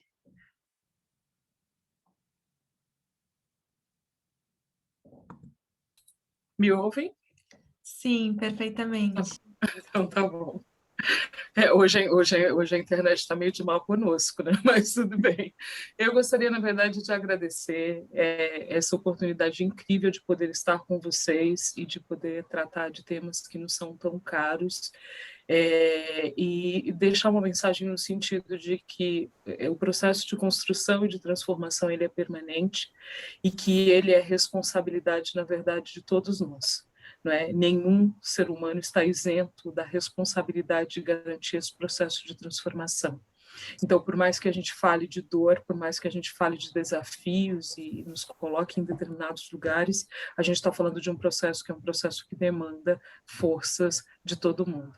Gostaria de agradecer o presente, então, de participar, de ter podido ouvir a fala emocionante da professora Dina e desejar a vocês bons frutos nesse trabalho e parabenizá-los pelo trabalho que vocês fizeram, que é maravilhoso. Devolvo a palavra. Muito obrigada, professora Alessandra. A sua fala é muito importante porque traz movimento, né? Traz movimento e traz também elo, que são duas coisas que a senhora falou muito, mas que também nos trouxe e nos presenteou muito com isso. De imediato, passo a palavra para a professora Dina, para que fique à vontade em fazer suas considerações finais. Gente, eu caí, mas voltei aqui. Bem-vinda de volta, fica tranquila. O ano que vem estaremos todos juntos presencialmente aqui em Lisboa. Ai, gente, vai ser um sonho, eu quero. Bom, eu quero agradecer a vocês todas, professora Alessandra, um grande abraço, um grande beijo. Quero muito vê-las pessoalmente, sim. Acho que em breve, né? Logo menos a gente vai estar juntas. E o que eu tenho para falar é que eu acredito que num contexto em que nós estamos vivendo, que não é nada novo, né? Porque o estado de exceção permanente inaugurado contra nós foi inaugurado há muito tempo, né?